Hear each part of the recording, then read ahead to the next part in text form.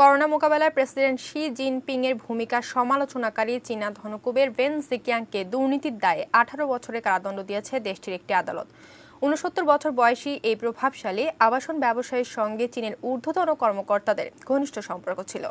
চলতি বছরের মার্চে মহামারী মোকাবেলায় শির সমালোচনা করে নিবন্ধ লেখার পর তিনি কিছুদিনের জন্য নিখোঁজ ছিলেন। পরে তার বিরুদ্ধে দুর্নীতির অভিযোগ আনা হয়।